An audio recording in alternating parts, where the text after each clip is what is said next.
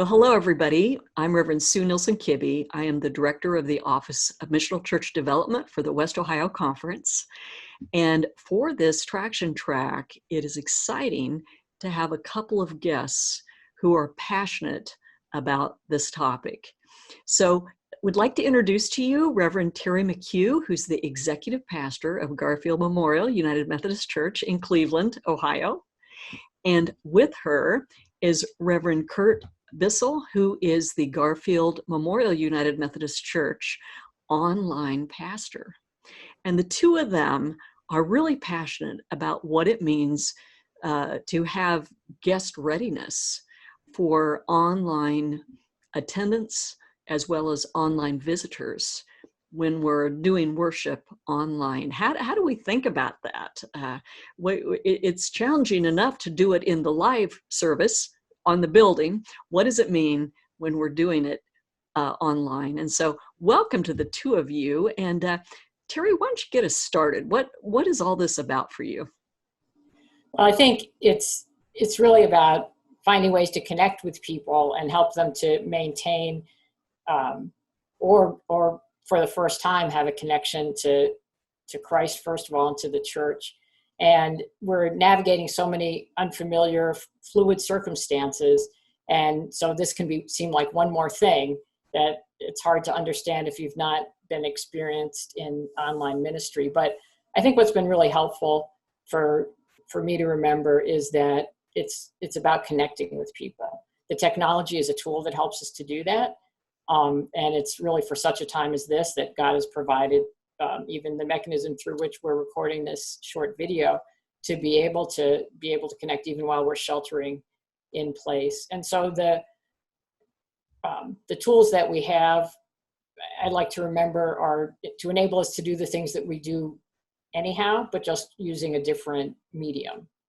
So we've said around our church that Garfield has not canceled a single worship service.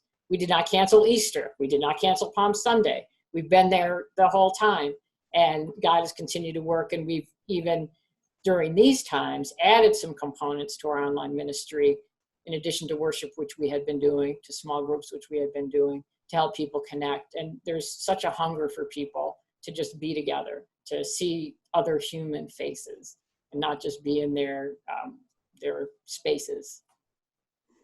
And going off the sheltering in place that a lot of churches or a lot of governments have been talking about, Curt has really come up with sheltering in presence. So even on our website, we have a page devoted to that to help people find out what are the options. How do I worship online? Because they need instruction. What is YouTube? How do I get on Facebook? So some of those very, very simple things are things that we've been trying to communicate along this journey. So one of the things you've done during this pandemic season is put on the website some basic instructions about how to get on YouTube, how to find the church on Facebook and the worship. And you've just put some basic instructions. Is it on the homepage, Curt, or where is that? Yeah, we've got it in a couple of different places. We were fortunate. We revamped our website about 6 months ago. We use a platform now called Nucleus Church, nucleus.church. I did not get paid to plug them, but they have been a fantastic resource for us to make the website a central hub of communications for us. And so we've been able to, across the top, there's a tab bar that's for COVID-19 updates. And Pastor Chip puts up updates about once a week on video, and then we put things up there as well. We revamped our basic worship page to our online worship, and it reads like our visitor page used to. If somebody was clicking to say, hey, I'm new, I want to learn more about the church. When they click on online worship now, that's what they see is really a welcome page to the church. And then we have, as Terry mentioned, the Shelter in God's Presence page, which lists all of the ministry activities that we're doing online in helping people to connect in intentional ways there. And I think I will just jump in to say that you can't over communicate how people can watch worship, how they can be connected. So we've used email, we use social media, we just try to over communicate, because even after, almost about a month, a little over a month into this, there are still questions like, how do I do this? How do I get there? And that's not surprising, because this is a whole new world for many people. And there are some in our setting that don't have access to the internet. And so we have mailed them DVDs of worship services. So we just try to be nimble. And there are also telephone conference call services that, for example, our House of Prayer, which typically would meet on, once a week for about an hour, they felt that their worshipers or those connected to that group would be less amenable to a video chat. So they have a conference call every Monday where they pray and they hear contemplative music and they just gather together. So that is really very excellent. Is there a particular service that you use for that you would want people to know about? Well, again, not getting paid for plugs, but just ideas. Just ideas. Yeah, we used freeconferencecall.com. Okay. And it really is free. You can pay for different features, but anybody can use it, can have multiple people on, and they just dial into a number and they can then enter an access code and be admitted to the call. So for, if you have people that are not online or would prefer just to have audio, you can also broadcast your services that way. So people could just call and listen if they didn't have a computer. Yes. And feel very connected that way. Or you could do your prayer times together, and you can have it. Can you have as many people as you want on there? Yes. And so what a great way to connect. Well, what would you have to say to churches that in this pandemic season have not been online before, let's say, but now they're online and they have people watching, and some of them might be members, some of them might be new people. Curt, what are the kinds of things that can be done and churches should be thinking about to really enhance guest friendliness and connection to people watching? Yeah, so you said, I think, the most important word there, which is connection. Social media and digital media in general doesn't have to be polished and completely produced anymore. And I think we came out of an era where production was really important. So the fact that you're out there doing something is a great first step. I know in the back of my mind, I've thought, well, this is only for a season, and I don't need to put too much effort into it. And what I would tell churches there is this is an opportunity to go into a space that you should have been in already. Mm-hmm. And so no judgment there, but I think this is a way of God pushing some of us out of the nest and saying it's time to do this ministry. I know for Garfield, we have been really evaluating how do we improve different areas for a long time. The last month, we've seen an acceleration of the quality that we do.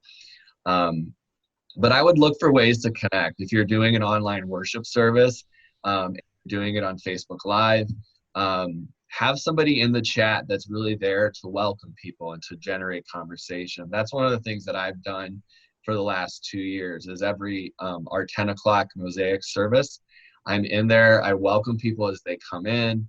I comment throughout the service. I post links to like, hey, here's our online giving page, things like that. Which are simple things, on the screen they're saying, go to garfieldchurch.org/giving. But if I put that link in the comments, it's a lot easier just to click it. Yeah. And so it gives an easy activation because people aren't going to go and type it in, but they might just click it. So, interacting with people, engaging, just simply liking when they say good morning, giving them a like or replying to it. No different than if you were standing at the door greeting people, shaking their hands on the way in. You're not having a long conversation, but you're just saying, I see that you're here. We're glad that you're here. And a lot of those platforms are really available. Make that really easy to do. I always comment during the sermons and kind of highlight the main points of the sermon. When Chip is preaching, he's a really lighthearted, good guy. And so I will oftentimes post snarky comments as well, just to keep things light. You're talking about Reverend Chip Freed, who's the senior pastor at Garfield Memorial. Yes, the Reverend. Is he a doctor too? I don't know. No.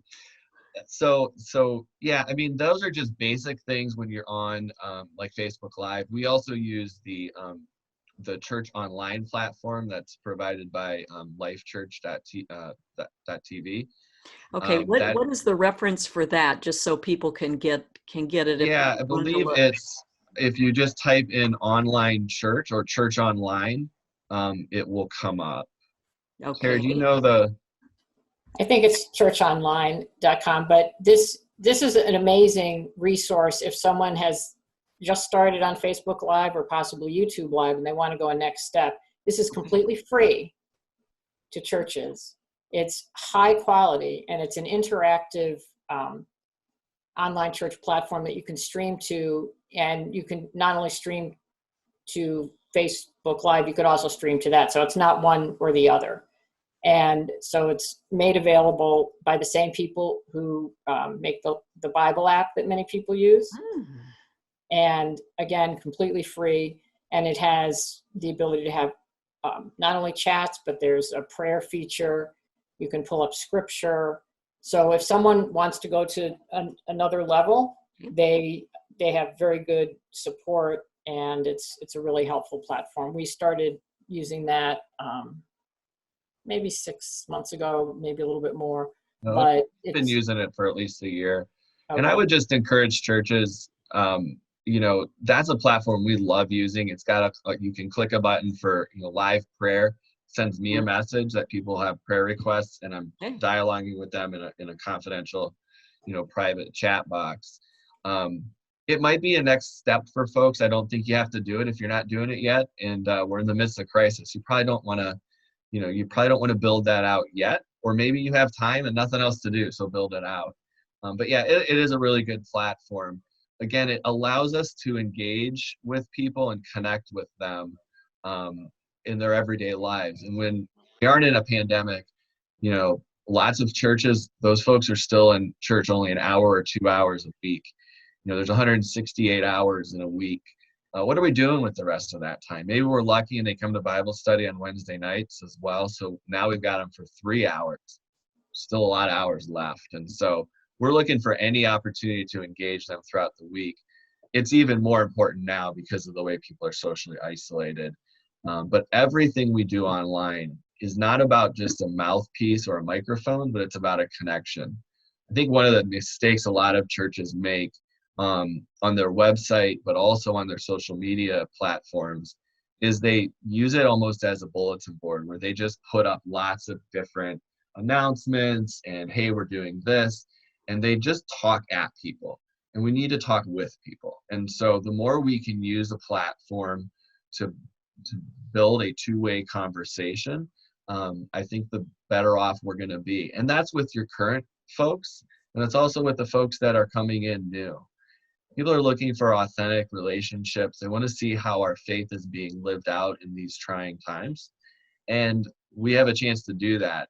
But I think we have to remember not to bombard people with announcements, which is a lot of, and Terry and I had that conversation early on, because it was like, hey, come to a youth group. Hey, we're doing soups, and all this other stuff. And it was just, we were almost just, throwing spaghetti at the wall.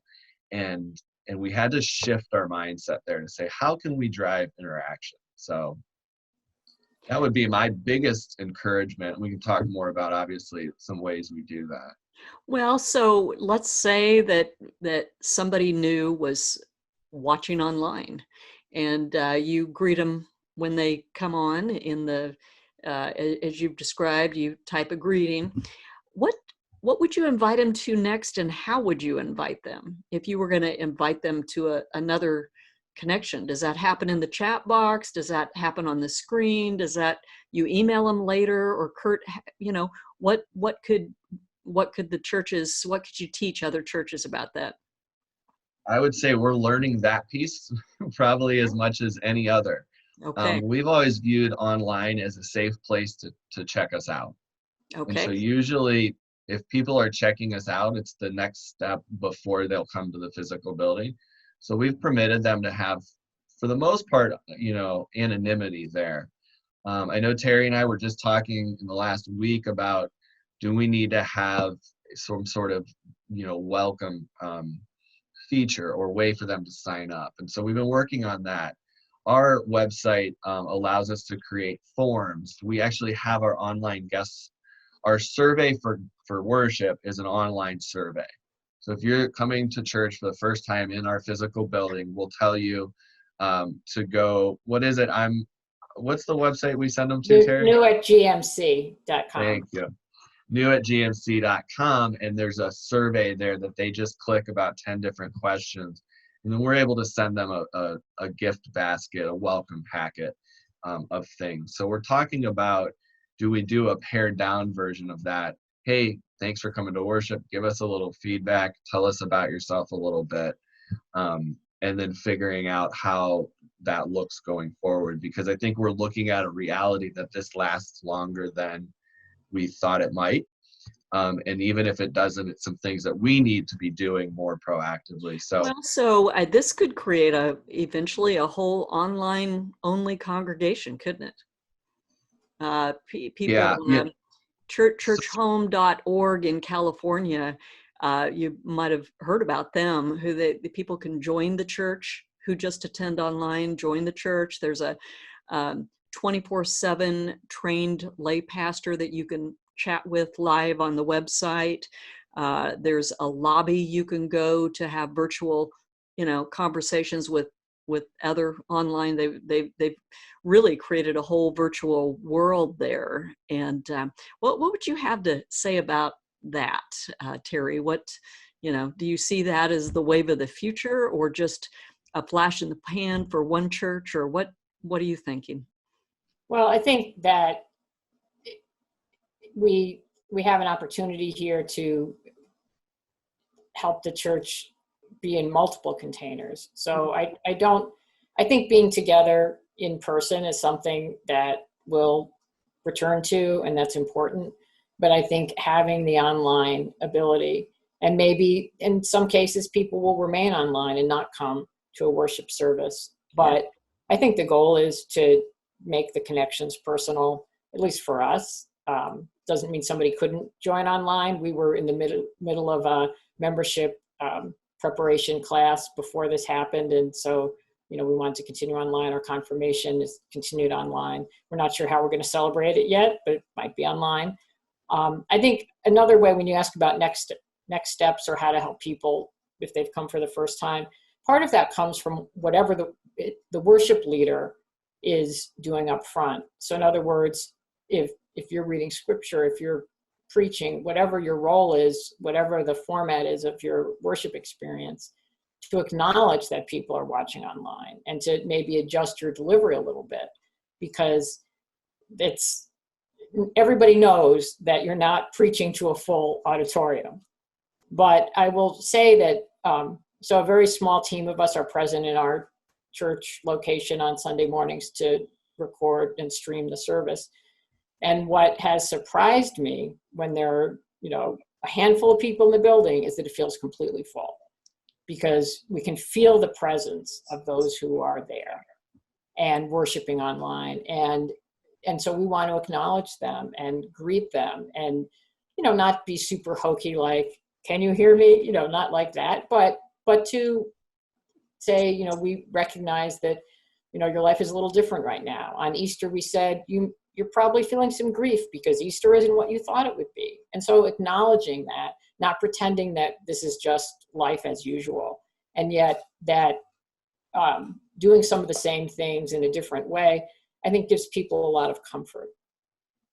And the other piece, so that if we're during the live worship service, we can also invite people to what we have during the week. So we have 3 days of the week that we have different types of community building online. So on Mondays, we have what we call Monday Musings, and it's a short devotional. People can be interactive. It's on Facebook Live.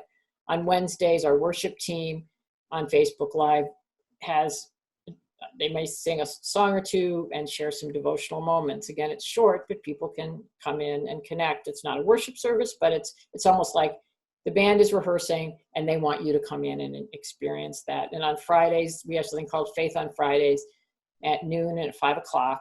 It's a Zoom chat. People can participate on Zoom, but we also stream it to Facebook Live. And we've had a lot of engagement. So we could say on a Sunday, if you're new here, we'd love to get to know you. Why don't you join us on, and we'll have slides up and information.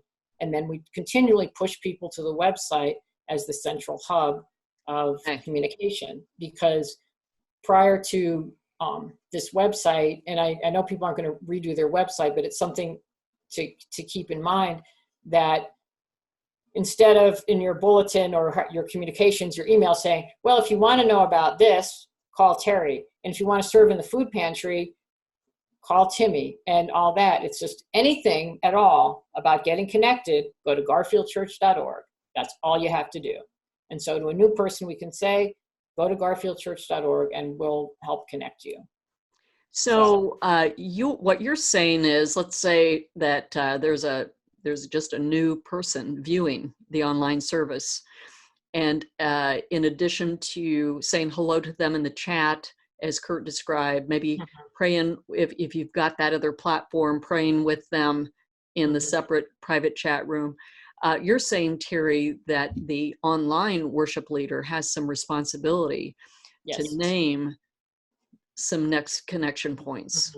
That on Friday, there's this at this time, and we're going to be right here on Facebook where you found us right now, or wherever it is. And more about this is posted on the such and such website, and that comes up. So you're saying that there's some responsibility for the worship leader to name the next steps. Is that right?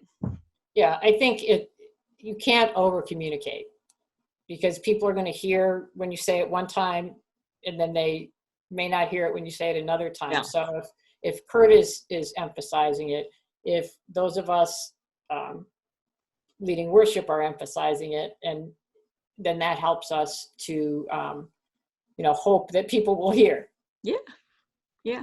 I mean, go ahead, Sam. Well, go ahead and share, Curt, what you were thinking. And also, I was just going to ask, maybe we could have you conclude, Curt, with just any little story example of someone as the online pastor that you saw on the front end connected through online worship, that was an enduring connection to become part of Garfield Church. We'd love to hear any little story you want to share about that. But go ahead with what you were going to. Well, I just saw Terry's point about over communicating. When the pandemic and the stay-at-home orders came to us in Ohio, I had some people that were asking about different things, and they said, well, we got to get away so that people that aren't on Facebook can engage. And I was like, well, we have one. We've had it for a couple of years. And I don't think it was that woman's fault that she didn't know. I think it's just to the point of we have to communicate that. And Garfield has a paid staff member, and myself, that is the online campus pastor, and yet people didn't really understand at all levels that it's there. So you really can't ever over communicate it. That's good. This is just a quick side technical note. We started using YouTube. YouTube Live has a streaming function as well. And what we have found is a lot of people on their smart TVs have a YouTube app. And it's very easy to just Google search for the church and then pull it up. And so I would just, if you're only using Facebook, it's super easy to jump over to YouTube as well. And so I would just encourage people on that. I know we've had several stories of folks that have joined or visited the church after that, after their visits online. There's my wife walking past. And the other side of that is, I would actually take it the other way. We have some members that are shut in or are very difficult for them to get out and come to worship. And I've had those people be a part of my Zoom Bible studies. We've done several different Zoom meetings. And that I have become their pastor in a lot of ways. One woman in particular, we did a Monday, Thursday Zoom as part of the online worship. And so Pastor Scott Blevins, who's one of our campus pastors, led the worship on YouTube. And then I had a Zoom chat where we watched it together. And the one lady has been in several of my Bible studies. And she got on the chat, and it was good to see her. It was like a normal thing for me. It centered me in a way that was really kind of special. And so I think we think about, online ministry as ministry for young people. It's not. It's for everyone. Our shut-ins are watching us online and connecting and engaging. Chip told a story a couple months ago about a 90-year-old man that had been watching on our online church platform. So there's just so many unique ways to get people to connect and to grow in their faith. I know my aunt, who's fairly homebound in Florida, she connects with us online. She's been a part of some of the Bible studies and things like that. So you never know who you're going to touch and how you're going to minister to them, but there's so many great opportunities that we have, even in uncertain times. And I think for such a time as this is the ministry opportunities we have digitally. Well, thank you both so much and for these practical ideas from the front lines, and for reminding us that this isn't just about displaying the worship service. This is about connection and the power of that. And so we appreciate it. Hey, for anyone watching this, would it be all right if they contacted either one of you if they had questions, wanted more information about something that you've talked about? Could they email you? Would that be all right? That would be, we'd love to hear from anybody. We're always Absolutely. happy to help. All right. Yeah, well, we're all better together, aren't we? Yes. So thank you, Sue, for the opportunity and for inviting us along and to give us a chance to connect a little more widely. Well, we thank you, and blessings in your ministry to you both. And for all those watching, we are in it together and we're praying forward together. So God bless. Bless you. Thank you so much.